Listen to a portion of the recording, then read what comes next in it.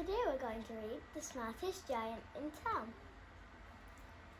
George was a giant, the scruffiest giant in town.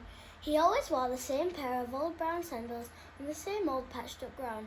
"I wish I wasn't the scruffiest giant in town," he said sadly. But one day, George noticed a new shop. It was full of smart clothes, so he bought a smart shirt, a smart pair of trousers, a smart belt, a smart stripy tie, some smart socks with diamonds up the sides, and a pair of smart shiny shoes. "Now I'm the smartest giant in town," he said proudly. George left his old clothes behind in the shop. He was about to go home when he heard a sound. On the pavement stood a giraffe who was sniffing sadly. "What's the matter?" asked George. "It's my neck," said the giraffe. "It's so very long and so very cold. I wish I had a long, warm scarf." "Cheer up," said George, and he took off his stripy tie. "It didn't match my socks anyway," he said as he wound it round and round the giraffe's neck. It made a wonderful scarf. "Thank you," said the giraffe. As George strode towards home, he sang to himself, "My tie is a scarf for a cold giraffe, but look me up and down, I'm the smartest giant in town." George came to a river. On a boat stood a goat who was bleating loudly. "What's the matter?" asked George. "It's my sail," said the goat. "It blew away in the storm. I wish I had a strong new sail for my boat." "Cheer up," said George, and he took off his new white shirt.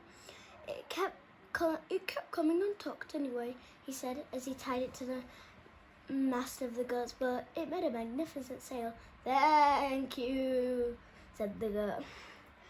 George strode on, singing to himself, "My sky is a top for a cold draft, my shirt's on a boat is a sail for a goat, but look me up and down, I'm the smartest giant in town."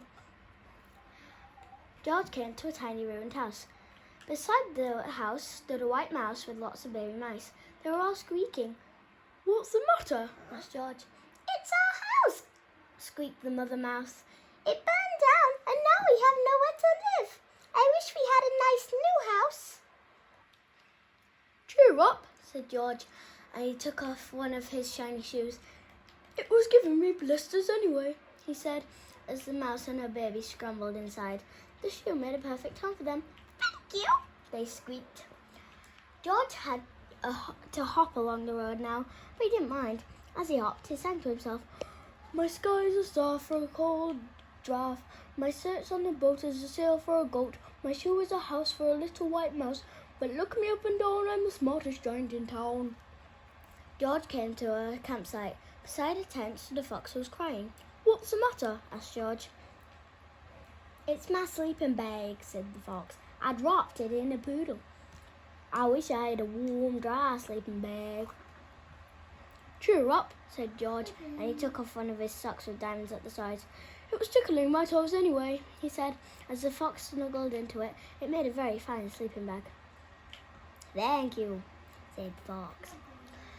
George hopped on, singing to himself, "My sky is a scarf for a cold draft, my shirt's on the boat is a sail for a goat, my shoe is a house for a little white mouse, one of my socks is bed for a fox, but look me up and down, I'm the smartest giant in town." George came to a big, squelchy bog. Beside the bog stood a dog who was howling. "What's the matter?" asked George. "It's this bag," said the dog. "I need to get across, but I keep getting stuck in the mud. I wish there was a safe dry path." "Cheer up," said George, and he took off his smart new belt. "It was squashing my tummy anyway," he said as he laid it down over the bag. It made an excellent path. "Thank you," said the dog. The wind started to blow, but George didn't mind. He hopped on, singing to himself, "My sky is a scarf for a cold draft, my shirt's on a boat is a sail for a goat, my shoe is a house for a little white mouse, one of my socks is bed for a fox, my belt helped a dog who was crossing a bog, but my trousers are falling down, I'm the coldest giant in town." Suddenly, George felt sad and shivery and not at all smart. He stood on one foot and thought, "I'll have to go back to the shop and buy some more clothes," he decided. He turned around and hopped all the way back to the shop. But when he got there, it was closed. "Oh no," said George. He sank down onto the doorstep and a tear ran down his nose. He felt as sad as all the animals he had met on his way home. Then, out of the corner of his eye, he saw a bag with something familiar poking out of the top. George took a closer look. "My gown!" he yelled. "My dear old gown and sandals!" George put them on. They felt wonderfully comfortable. "I'm the cosiest giant in town," he cried, and he danced back home along the road. Outside his front door stood all the animals he had helped. They were carrying an enormous present. "Come on, George," they said. "Open it." George untied the ribbon. Inside was a beautiful gold paper crown and a card. "Look inside the card, George," said all the animals. George put the crown on his head and opened the card. Inside it said, "Your tie is a scarf for a cold giraffe. Your shirt's on a boat is a sail for a goat. Your shoe is a house for a little white mouse. One of your socks is a bed for a fox. Your belt helped a dog who was crossing a bog. So here is a very fine crown to go with the sandals and gown of the kindest giant in town." That's the end. Thank you for listening to this story.